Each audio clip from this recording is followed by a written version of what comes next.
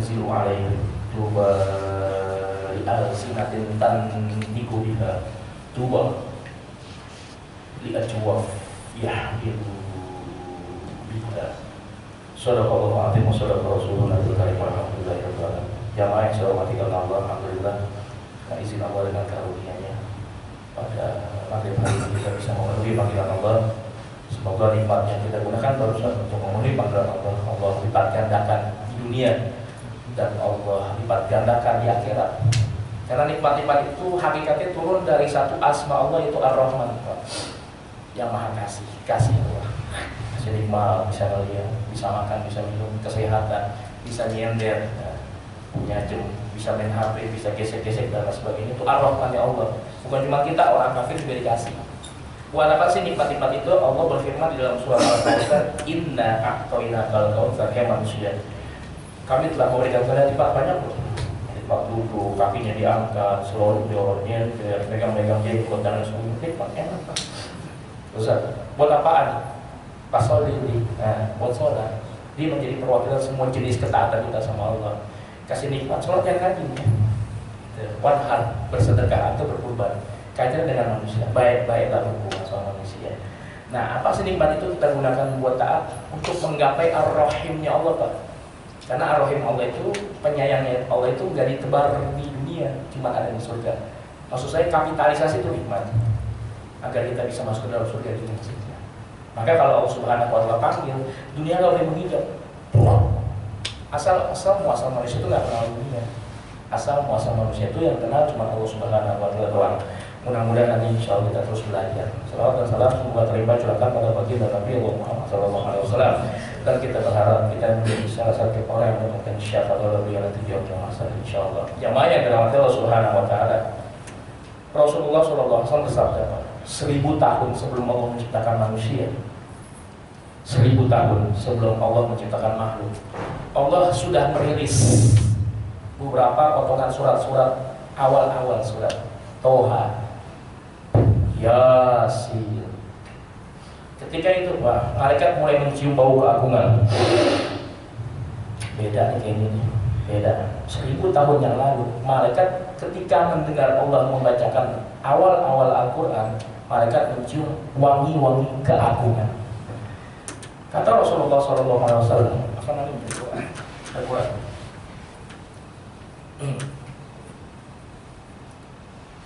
Kemudian malaikat berkomentar, Pak. Malaikat berkomentar. Lalu malaikat mengucapkan kata-kata ini. 3 komentar malaikat keluar. Tuba, beruntunglah. Li ummatin, bagi umat atau kaum yang zilu alaihim, yang diturunkan Al-Quran atas mereka. Kita jelasin ya. Tuba, beruntunglah. Di al-sinatin tantiqu biha, bagi orang-orang yang membacanya. Tuba, beruntunglah.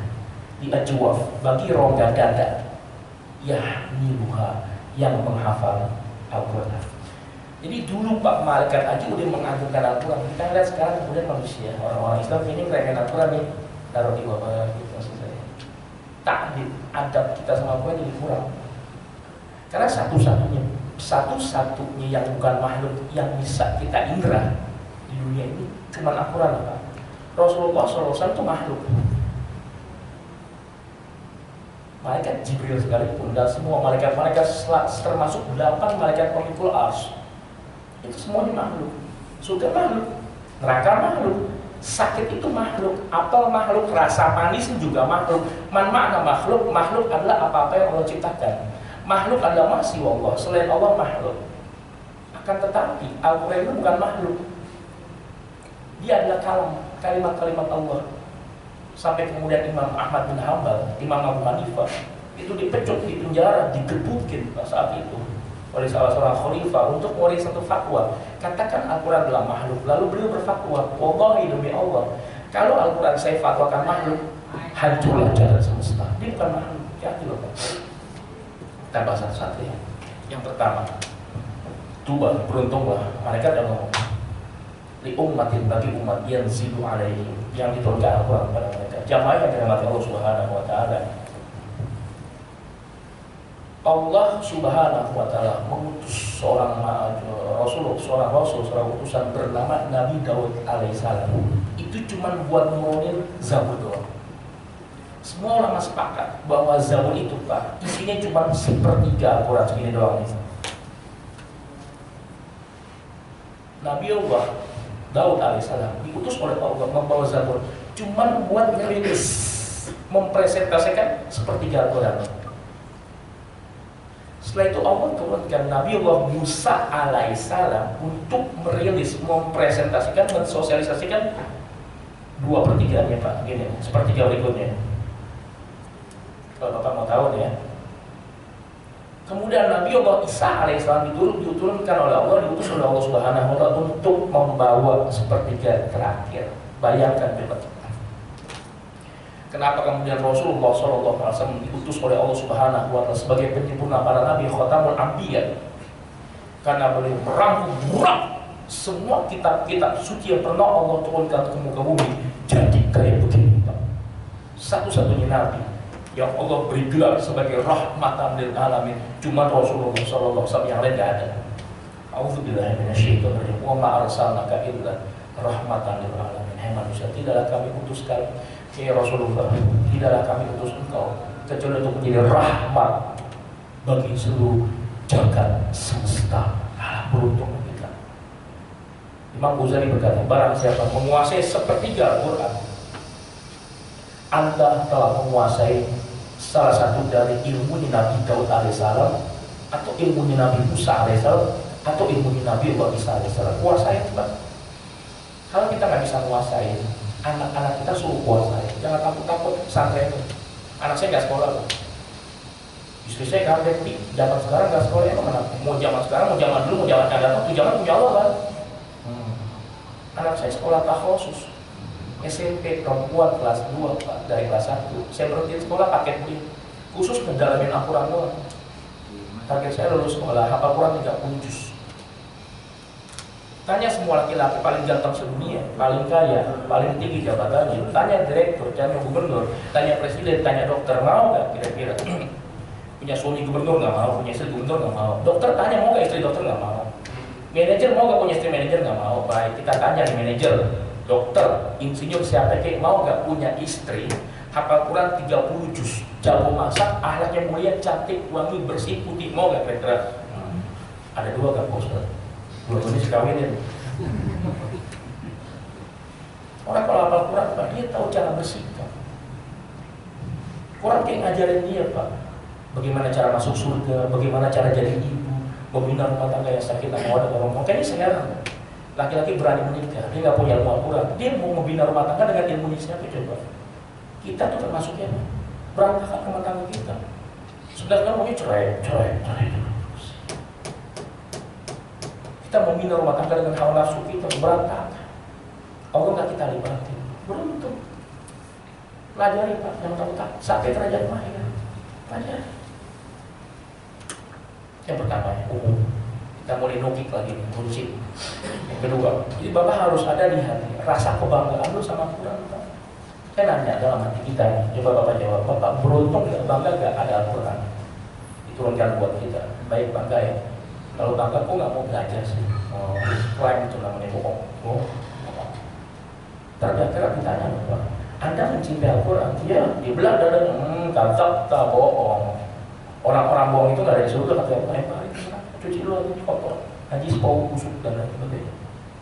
Pelajari dari sekarang, walaupun terbata-bata, Allah cinta seorang hamba sedang merangkak, memulai kemudian di membaca Al-Quran dalam rangka mendekati Allah suka. Yang pertama, kebanggaan itu ada di hati bangga. Dari kebanggaan lahir giroh Pak. Apa itu giroh? Kecemburuan. Kalau Al-Quran kemudian ada di bawah kita, ada orang baca Quran ditaruh di sini di auratnya. Terus orangnya rasanya malaikat aja menghormati Al-Quran. Kita jangan menghina Al-Quran gitu. Setelah itu mencintai Al-Quran. Jadi asal muasal orang kemudian bisa masuk ke dalam Al-Quran, ada dulu kecintaan di dalam hatinya Pak. Baik, sekarang yang kedua. Tuba, kata Rasulullah SAW, malaikat kemudian bicara, beruntunglah di al-sinatin tantiku biha, bagi lisan-lisan yang membaca Al-Quran baik. Jamaah yang dirahmati Allah Subhanahu wa Ta'ala, Sering saya umbar-umbar kata-kata itu. Sering saya cerewet ngomongin masalah itu. Allah ciptakan gigi di badan mulut kita, Pak. Gigi. Allah ciptakan bibir. Allah ciptakan gusi. Allah ciptakan lidah. Allah ciptakan rongga, Pak. Bukan buat kamu melawan. Manusia tidak Allah ciptakan mulut. Mulut bukan buat makan awal. Perhatikan ya. Allah tidak ciptakan mulut, Pak.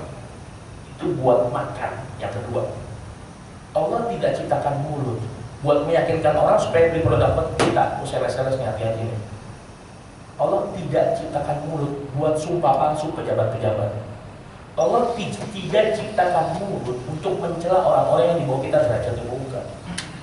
Allah hanya menciptakan mulut manusia. Asal muasal Allah ciptakan mulut manusia. Tahu gak Pak buat apa? Terpegang ilmu saya. Cuma satu awal intinya adalah buat membaca Al-Quran. Baru yang tadi saya sebut itu fungsi-fungsi kedua setelah membaca Al-Quran. Gak percaya? Baik. Bapak buka surat Ar-Rahman.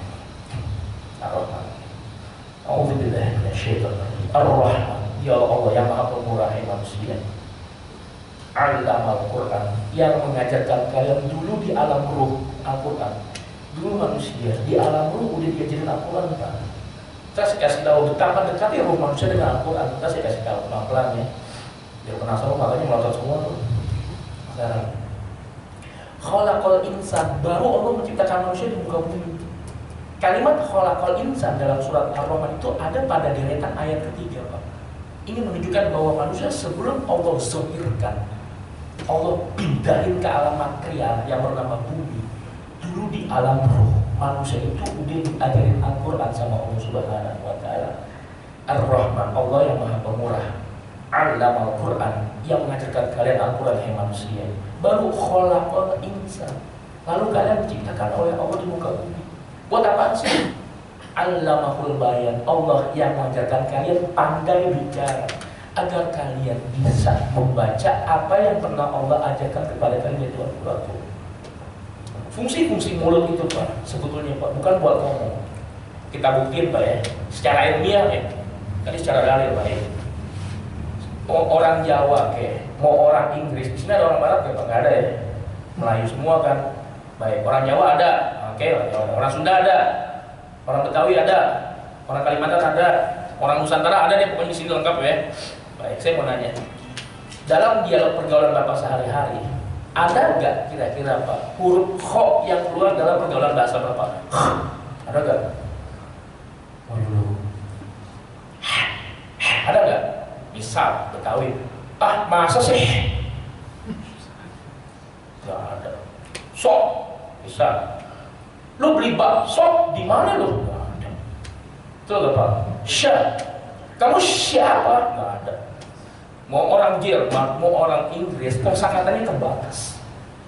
Ternyata Pak, manusia kalau cuma buat ngomong doang, semua potensi huruf yang bisa keluar dari mulut nggak bakalan keluar kok. Kecuali kalau orang itu membaca Al-Quran dulu nggak?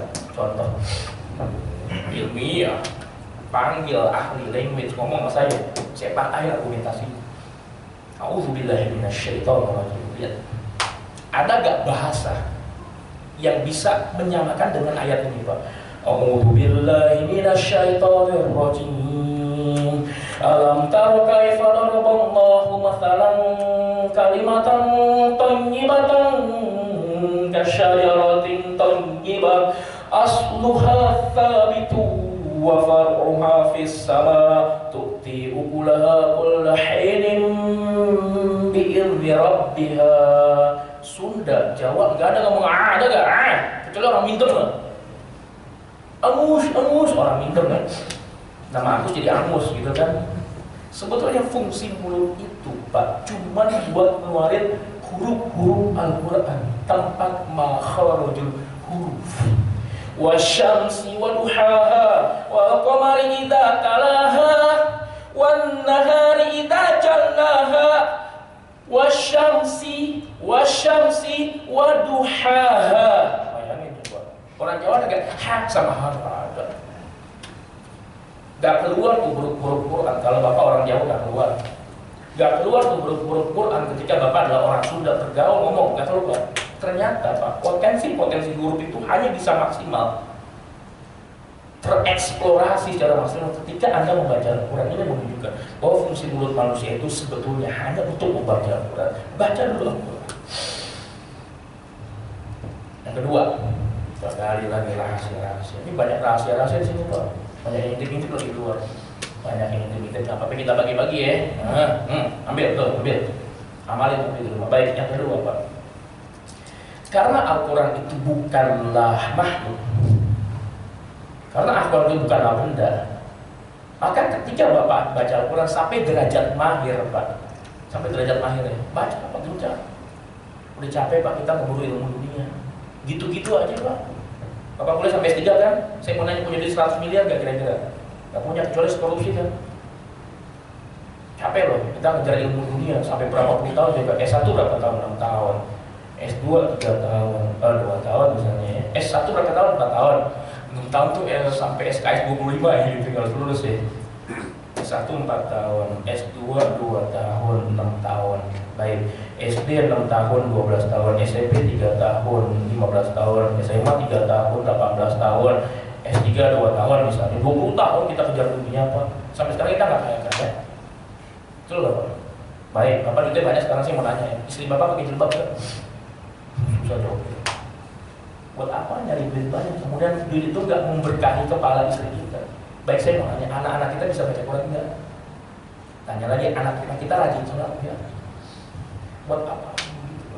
Sakit hati Pak. Kita kerja banting tulang dibanting-banting.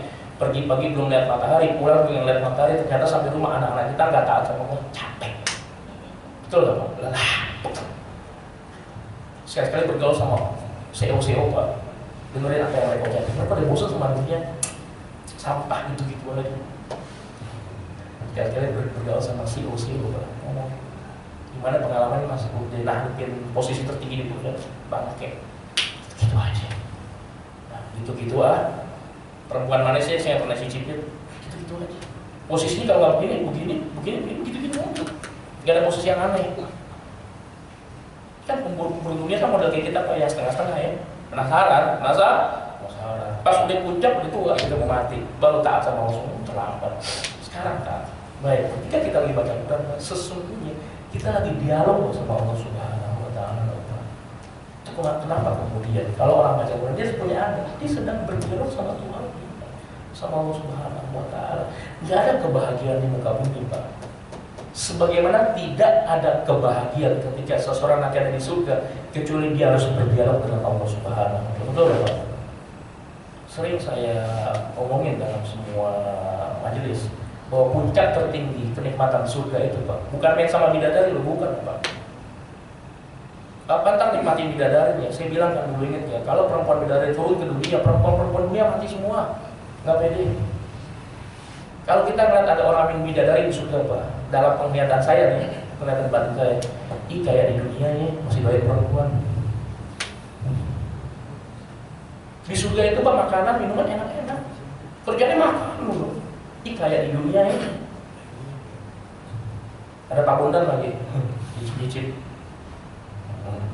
ini banyak kebanyakan garamnya gitu. Kerjanya jalan-jalan mau traveling kan surga nggak ada ujungnya Pak, nggak bosan jadi orang. Masalah naik mulu kayak bolang nih dia nggak tahu bahwa ada puncak tertinggi surga Pak. Apa coba Pak? Dialog ngobrol sama Allah. Baik, sama bidadari itu nikmat Pak. Sama perempuan paling cakep aja nikmat ya. Centini itu. Orang udah tua aja masih mau main sinetron begitu cuma buat ngeliat perempuan cakep ya. Apalagi bidadari. Apalagi yang nyiptain bidadari kelezatan jutaan kuadrat kali lipat Pak. Ketimbang kelezatan kita bisa mengakses semua fasilitas-fasilitas surga. Baik, ketika orang bisa ketemu sama Allah tadi surga, sebetulnya orang bisa juga ngerasain lezatnya surga tanpa harus mati. Belum mati, yaitu ketika di dunia dia dialog sama Allah Pak. Makanya tidak ada kenikmatan orang hidup di dunia. Ini orang kaya, ini orang ganteng, ini pejabat. Kalau dia nggak baca Quran, Oman a'radu an dzikri fa inna lahu ma'isyatan dhanka, kata Allah. Barang siapa yang tidak ingat dengan peringatanku, tidak membaca Al-Quran, fa inna lahu ma'isyatan dhanka, kami jadikan hatinya itu sesak. Itu Mas'ud radhiyallahu anhu mengomentari ayat ini Pak. sesaknya dada orang-orang yang nggak pernah baca Al-Quran, meskipun mereka pejabat sekalipun, orang paling kaya, orang paling pengaruh, tidak bisa dibayar. Meskipun rumah mereka terbuat dari rumah yang paling indah, tembok-tembok mereka terbuat dari bacaan dogo, saya pernah bilang, lantai mereka terbuat dari zamrud warnanya hijau, atap mereka terbuat dari black oval yang kira-kira gak bisa. Istri mereka cantik-cantik, jumlahnya ada 9, untuk membayar kelezatan yang mereka nggak punya, nggak bisa dibayar. Ini bakal baca Al-Quran, Pak. Kita bisa dialog sama Allah. Orang-orang yang bisa dialog sama Allah di dunia adalah orang-orang yang bakal Allah panggil nanti di akhirat, dikasih fasilitas untuk berdialog dengan Allah di Jannatul Firdaus. Kita baca Al-Quran. Mau ngapain lagi di dunia? Udah bosan kita baca-baca WhatsApp gitu-gitu aja. Pegel mata kita. Emang mata kita diciptakan bukan buat baca WhatsApp, bukan. Buat baca Al-Quran. Udah pegel mulut kita buat debat-debat ngomong. Capek mulut kita nih, pegel. Capek baca Al-Quran. Habis baca Al-Quran silakan ngomong sama makhluk boleh. Yang kedua, koleks pahala sebanyak-banyak lewat jalur Al-Quran. Bahkan terkaget ya, akhirnya ditimbang sama Allah. Ternyata timbangan kita begitu berat. Saat kita tanya, dari mana pahala kami ya Allah? Dari huruf-huruf yang kau baca. Kata Rasulullah, tidak katakan alif lam mim itu satu huruf, walakin alif satu huruf, harfun, mim satu huruf, lam satu huruf, dan setiap huruf itu ada 10 kebaikan. Bapak baca satu hari 1 juz, berapa kebaikan yang diperoleh, Pak? Dia bisa menggugurkan dosa-dosa kita lewat lisan. Baik, orang banyak ngomong, Pak, pasti banyak salahnya kan? Ngobrol sama orang deh, mesti ada bohong, mesti ada ejekannya, mesti ada celahnya. Orang kok betah yang ngobrol. Makanya saya bingung sama para fans berat, pegadang-pegadang itu. Orang kalau begadang apa yang diomongin ya? Baik, kita kalau ngobrol sama orang diomongin apa sih? Gitu-gitu aja, bangke-bangke semua diomongin. Ngomong sama makhluk dulu Pak, syaratnya ngomong sama makhluk, bos makhluk loh. Kecuali sama istri sama anak ya, makhluk khusus dia. Teman karyawan makhluk, 2 aja Pak, 1. Kalau dalam dialog-dialog itu nggak ada Allah yang dibahas, batasin jangan lama-lama. Pasti ada ejekan, betul nggak Pak? Pasti ngomongin orang, pasti dunia kita sedang di-trigger sama dia. Oh, gue punya Harley baru, mantap juga rasanya. Dia mau men-trigger dunia kita biar jalan. Dia mau merangsang dunia kita biar kayak dia. Emang tugas korun itu adalah men-trigger hati orang-orang yang ketika ngeliat kekayaan korun pengen kayak korun. Pak, hati-hati bergaul sama orang kaya loh. Pasti dia men-trigger dunia kita, Pak. Pasti kerjanya bohong, pasti kerjanya ngejek, pasti kerjanya masih capek. Baik, yang kedua Pak, kalau dalam dialog ngobrol di mana dia hadirkan Allah di situ. Nasehatin orang itu sama Allah, kenalin sama akhirat, sama surga, sama neraka. Kalau nggak bisa juga, duduk dulu sebentar. Nggak ada ilmu yang bisa diserap, ilmu dunia, udah pulang, selesai.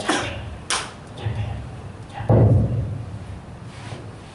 Si doyan ngobrol, siap. Orang-orang yang doyan ngobrol, ini bakal jadi orang-orang yang banyak menangis. Allah ciptain mulut bukan buat banyak menangis. Itu yang kedua ya. Yang ketiga, hanya sih baca Quran Pak. Walaupun terbata-bata, Allah tahu. Sampai derajat mahir Pak ya. Man qara al-Quran. Bahasa baca Al-Quran sampai mahir, maaf, safaratil kiramil barara. Allah akan kirim satu malaikat buat menjagain dia. Namanya malaikat safaratil kiramil barara. Malaikat yang gugus tugasnya adalah mencatat kemuliaan dan menjaga dirinya terus. Oh, Bapak disakelitin sama malaikat baca Quran. Oh.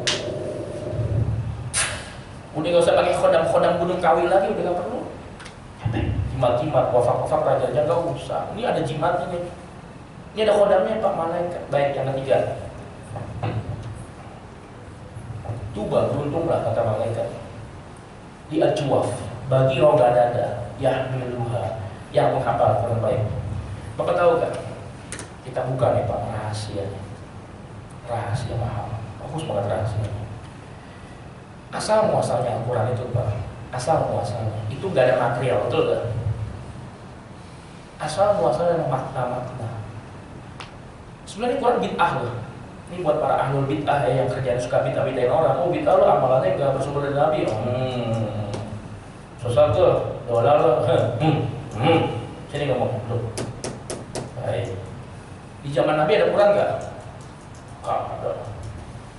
Quran mulai dibukukan, dikasih cover, dikasih kertas, ditulis pakai tinta, dipabrikasi.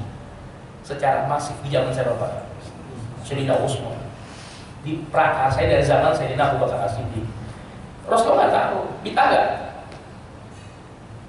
Lu jawab. Bid'ah, tapi bid'ah yang dibenarkan. Karena jumhur ulama sepakat kalau Quran kemudian gak dibukuin, ya, dia hilang, sejalan dengan semakin jarangnya orang menghafal Quran. Aslinya nggak di sini, aslinya dihafal. Nih, saya umpetin nih, aslinya di sini. Baik, sini. Sahabat Nabi itu menguasai Quran semua dalam dadanya. Kalau mau tahu Pak, dibolehkan, boleh. Buat apa? Buat membantu. Nah, asal muasal Al-Quran itu sebenarnya dihafal di sini. Baik, kenapa dihafal? Kita buka rahasia. Jamaah yang dirahmati Allah Subhanahu wa Ta'ala. Bapak tahu kan? Quran itu awalnya goib. Goib, nggak percaya. Ini buat orang-orang yang doyan dalil, saya kasih dalil nih. Baik. Kita di rumah buka surat Al-Buruj ayat 24 atau 21 ayat terakhir ya. A'udzubillahi minasyaitonir rajim. Bal akan tetapi Quran yang kalian dustakan itu bal huwa Qur'anun majidun fi lauhim, tersimpan rapi di dalam kitab Lauhul Mahfuz. Asal muasal Quran itu Pak, dia nggak begini Pak. Allah simpan di dalam Lauhul Mahfuz. Baik, saya mau nanya, siapa yang pernah melihat kitab Lauhul Mahfuz? Rasulullah SAW bersabda, kitab Lauhul Mahfuz terbuat dari cahaya. Tintanya aja terbuat dari cahaya. Enggak ada satupun makhluk yang bisa mengintip takdir-takdir. Semua isi yang ada di Lauhul Mahfuz kecuali Allah Subhanahu wa Ta'ala. Bal huwa Qur'anun majidun, itu dalilnya Pak. Akan tetapi Al-Quran yang kalian dustakan asalnya Allah simpan di dalam Lauhul Mahfuz. Luar biasa loh Pak. Nanti kita bahas lagi materi-materi yang aneh-aneh ya. Allah ciptakan mulut buat apa, nanti kita bahas pelan-pelan dikit-dikit.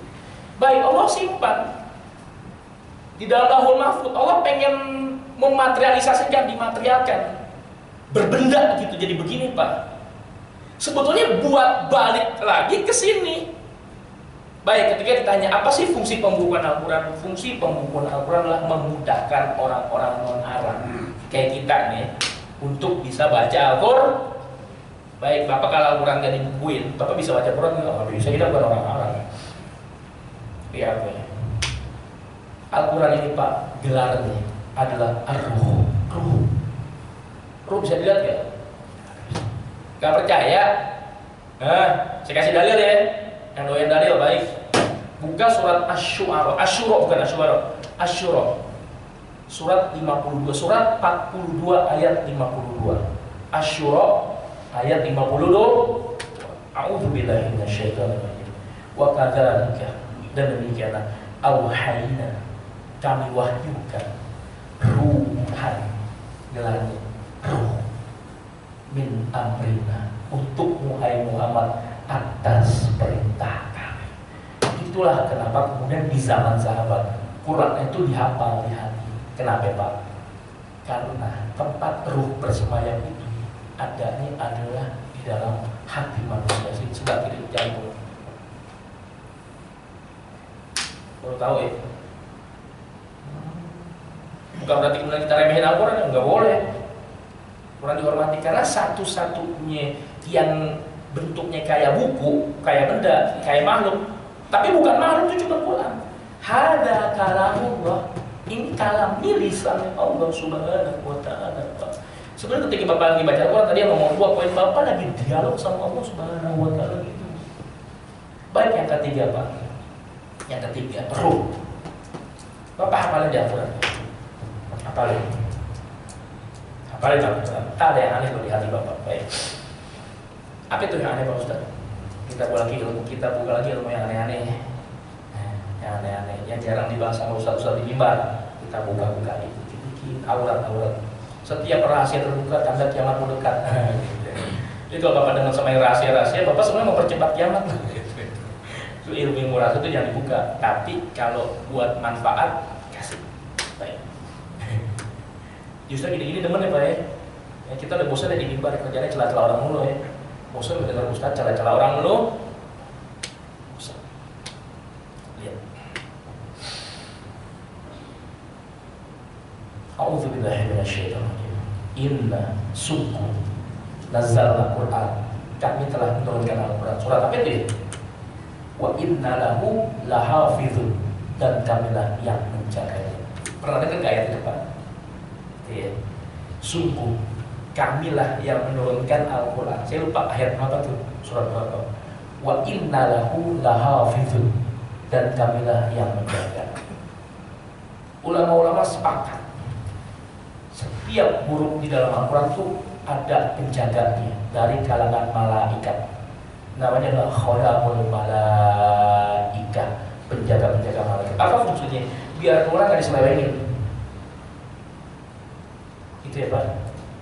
Orang baca Quran aja dijagain gak sama malaikat safaratil kiramil, baru itu hadis Rasulullah SAW. Baik. Setiap huruf min harfin, setiap huruf dari Al-Quran, setiap titik, setiap koma ada malaikat penjaganya. Makanya gak bisa dulu Bapak. Udah jutaan orang Pak pengen ngancurin Al-Quran dengan cara diutak-atik seperti Injil, Taurat, gak bisa. Setiap huruf ada malaikatnya. Kata Imam Ghazali, Qaddasallahu sirrahu, apalin di Al-Quran, apalin Al-Quran, pindahin di teks-teks, pindahin Pak ya. Misalnya surat Al-Haqqul Takatsur yang gampang ya, pindahin ke sini, nanti di hatimu itu ada beberapa malaikat ngejagain Al-Quran, sekaligus ngejagain hati. Kenapa coba? Bapak sedang menyimpan satu kalamullah, dimanapun kalamullah itu bertempat, mau di sini kek, mau di sini kek, mau di sini, dia dijaga sama malaikat.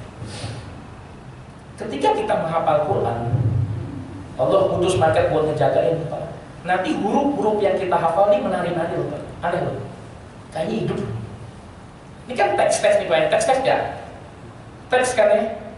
Kan asal muasal Quran bukan begini kan? Maksud saya ini buat ngebantu orang-orang ajam, orang-orang non-Arab kayak kita. Kalau kita baca dan ngapal gampang kan, betul gak? Maksud saya jangan ketergantungan sama ginian. Abis baca tadaburin. Abis baca apalin pindahin ke sini Pak. Aneh-aneh loh. Baik, itu contoh keanehannya Pak. Biar keanehan Pak.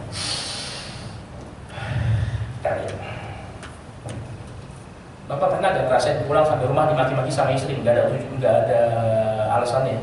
Istri marah-marah, istri cemberut ya. Nah, baik. Apalin deh ayat terkait dengan istri-istri. Ayat-ayat terkait dengan istri, keluarga, rumah tangga. Contoh, A'udzubillahi minasyaitonirrajim. Ya ayyuhalladzina amanu, hei orang-orang beriman, apalin Pak. Apalin. Punya istri nggak mau ngapalin ayat istri, maunya anaknya doang sih. Curang loh, manusia tuh melunjak sebetulnya. Allah kasih nikmat, dia nggak minta toolsnya sama Allah. Nikah yang ngajarin siapa? Allah. Perintah suruh nikah siapa? Allah. Kok kita nikah? Kita nggak ngajak Allah Pak. Kita nggak kulunun sama Allah. Kita nggak ngelibatin Allah. Kita nggak minta solusi sama Allah. Ini kan hamba melunjak. Dia mengakses rezeki Allah namanya istri, terus dia tinggalin Allah. Dia menggunakan hawa nafsunya untuk mengelola rumah tangganya melunjak Allah. Makanya rumah tangga kita sering berantakan di ambang perceraian begitu. Baik. Ya ayyuhalladzina amanu, hei orang-orang beriman, apalin Pak ya? Ku anfusakum wa ahlikum nar. Selamatkanlah anak dan istrimu dari api neraka. Gitu ya Pak ya?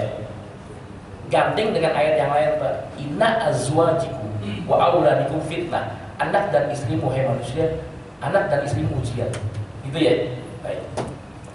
Yang pertama Pak, anak dan istri ujian. Punya istri satu capek gak Pak? Fitnah kan, makanya saya bingung orang mau pengen nikah lagi loh. Berarti kan dia pengen nambah ujian ya, betul gak? Satu aja susah kan, mau dua, mau nambah ujian. Tapi kita nggak main di situ ya. Ntar para fans berat poligami marah sama saya. Jangan bahas itu. Baik. Sampai rumah kemudian marah istri. Kita dimaki-maki nggak ada alasan, dicuekin, didinginin. Raja nggak bergetar. Ada untuk raja. Baik. Pas kita ngomong baru istri marah. Marah.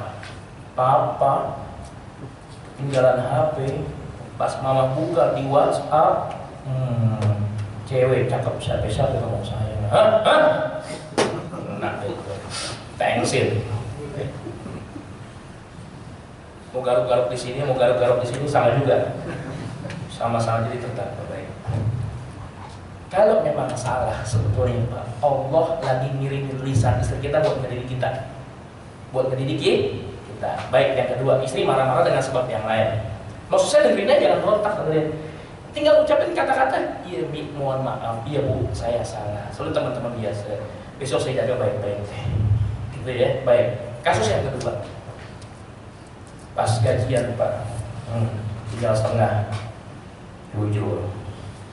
Bu, gajian bulannya setengah. Emang kenapa? Separuhnya buat ibu. Baik, kira-kira istri Bapak terima gak?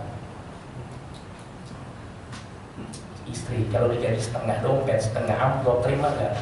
Sebetulnya istri Bapak mencintai dompet Bapak loh, bukan suaminya loh, bukan Bapak loh. Sebetulnya suaminya dia itu dompet lah, sebetulnya. Betul gak? Maksudnya kan gak mau duit, asal kita pulang sehat kan dia seneng ya. Betul gak? Gitu kan? Oh, lo suaminya dompet tuh. Tapi jangan dicela ya, buat puji doang baik. Marah gak istri? Marah. Kesel gak? Kesel. Ini Pak, kalau Bapak ikut panas dengan ucapan kata-kata, emang kenapa gue masih emak gue? Tuh emak gue gak ada loh mantan emak, ada mantan istri, dasar istri kurang ajar. Bapak panas, terprovokasi sama saya kan bisa cerai loh. Ini ilmunya Pak. Ketika kita mulai panas, kerjaan perempuan kan mancing-mancing emosi suami, begitu kan? Gara-gara satu kasus, diemin deh Pak, bisa 1000 kasus keluar dari mulutnya loh. Ini kasus-kasus yang dari kubur jutaan tahun yang lalu dibuka mana ini? Ingat lagi, perempuan paling ingat tuh. Untuk mengungkit kesalahan-kesalahan suami, jagonya perempuan. Perasaan dihidupkan perkara ini. Ini Pak, di Al-Quran kemudian ada yang ngomong di hati kita, jangan kepancing. Hai fulan, ini Pak kata-katanya Pak, yang saya dapatin ini kata-katanya.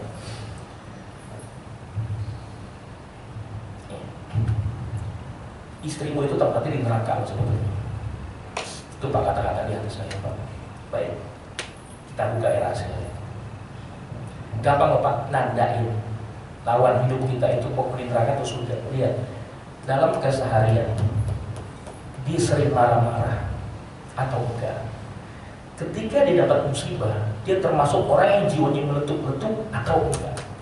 Kalau orang-orang kemudian dengan berbagai macam kasus yang mendera dia, di kemudian tenang, stabil, itu mau surga. Rasulullah SAW bersabda begini Pak, la taktur daholan, jangan kalian marah bagimu surga. Berarti kalau dibalik, kalau kalian marah bagimu neraka, tak baik. Kalau perempuan, makanya beruntung Pak punya istri yang pemarah, beruntung sebetulnya. Istri-istri pemarah itu Pak, sebetulnya Pak Allah masih tahu di hati kita lewat ayat tadi tuh, bahwa istrimu itu tempatnya bukan di surga gini Pak. Di surga ada pemarah kan? Di surga ada pendendam enggak? Enggak ada kan? Tempat pendendam, orang yang mudah tersinggung, tempat orang yang darahnya tinggi adanya di mana Pak? Ketemu api di neraka. Ketika istri kita sering bangkang bersama suami Pak, dengan berbagai macam alasan, sebetulnya Pak, sebetulnya nih, itu awal dari perpisahan kita dengan dia tadi akan katakan kedua. Jadi kalau istri kemudian marah-marah Pak, cuma gara-gara hal yang sepele, duit itu dunia loh. Cinta itu dibawa sampai ke surga. Jangan gara-gara duit Pak, istri kemudian manas-manasin cinta kita, kemudian kita ceraiin dia atau kita sakitin dia Pak. Saran saya sabar. Nanti Bapak akan ngerasain satu keadaan di hati. Ntar deh, Bapak renungin deh. Bapak bakal ngerasain deh. Kalau Bapak masuk surga nanti, kumpul satu sama anak-anak, azab yang masih dibawa oleh penghuni surga nanti Pak. Walaupun dia udah di surga, ada azab kehilangan. Baik, nanti anak kita nanya, kita lagi enak-enakan nih Pak, lagi cipiki-cipiki sama bidadari, lagi selfie-selfie gitu kan, ngelus-ngelus gitu. Tiba-tiba anak kita nanya, Pak, Mama di mana ya Pak? Mama di kafe sebenarnya, di jalanan.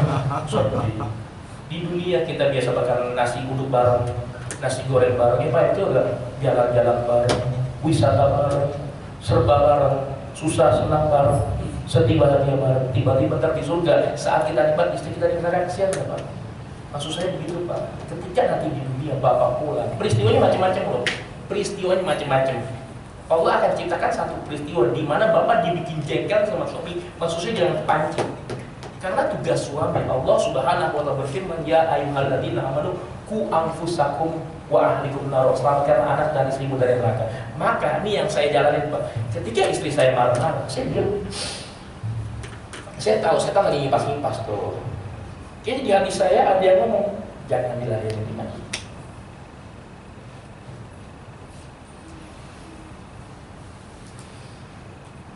Diam itu Pak, tanda kematangan jiwa.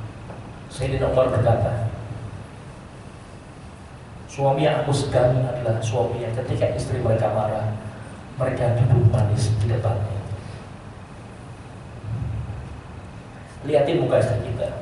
Ya Allah, wahai istriku, perempuan jenis kayak kamu di akhirat tempatnya di mana ya kira-kira? Begitu, sampai situ kok kita wah, saya kan ketawa-ketawa. Panggil ini hadroh rame, tolak betul. Musik tetangga pada dong, piring-piring pada jadi travel. Tangan jadi drum, rame. Cerita istri jadi kayak suara serius, rame. Ada live musik di rumah kita, Bang.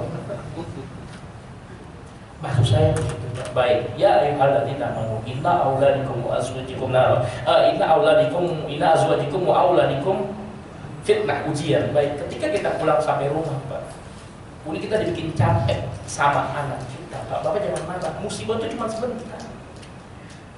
Kalau Bapak kemudian ladenin musibah, kita lagi capek, kemudian anak-anak kita bandel dan lain sebagainya, berisik, gue mau istirahat. Bapak ladenin terprovokasi sama setan, anak bisa kita gebuk mati loh Pak. Ntar pas suasana hati kita lagi stabil, gitu, nanti kita baru menyesal. Itu baru di dunia azab, namanya azab penyesalan, belum di akhirat. Ketika anak yang pernah kita bunuh, pernah kita sakiti, dihadirkan sama Allah, membawa lebam di mukanya, sakit kita hal itu. Nyesel, namanya nadam, penyesalan yang gak pernah hilang sampai dibawa ke akhirat. Jangan dibaca. Itu baru satu ayat Pak. Maksud saya ketika teks-teks Al-Quran tadi itu dipindahkan ke hati, diajawab ke rongga dada, sebetulnya yang mengakses itu roh kita Pak. Ingat, jasad manusia itu dia diinstal oleh Allah satu atribut namanya ruh. Kalau ruh itu dicabut, manusia itu jadi bangkai Pak. Pegang ujung kaki orang yang mati, gerakin, kepalanya kan bergerak, kaku. Makanya orang kalau ruhnya nggak hidup, dia kayak bangkai mati, keras, kasar, temperamental, ya, nggak ada kelembutan. Betul nggak Pak? Kita bangkai ada bukannya? Apa ada itu? Lembut, aneh, kurang tuh lembut. Dia kayak ketemu saudaranya, ketemu saudara. Baik, yang terakhir Pak. Kalau baca Al-Quran, setelah Bapak udah hafalin Al-Quran tadi itu, hafalin di surat Al-Haqqah Mutakatsir, hafalin surat Al-Fatihah. Ketika Bapak lagi sholat ini, jangan di sini keluar suaranya Pak, pengen dikenal supaya bagus, biar dianggap Polri internasional. Minal ajwaf, keluarin lisan Al-Quran dari rongga dada, dari ruh langsung. Nih contohnya. A'udzu billahi minasyaitonir rajim.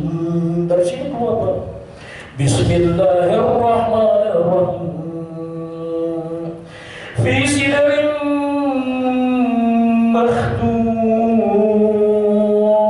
wa tahim mamdud wa dhillin mamdud wa ma'in maskur wa faqihatin katsira. Baik, bagaimana caranya? Ketika baca Quran dari ruh ya, dari ruh, pusat suaranya dari ruh dulu Pak, dari sini keluar. Sebenarnya yang lagi baca Quran ruh kita, bukan jasad kita.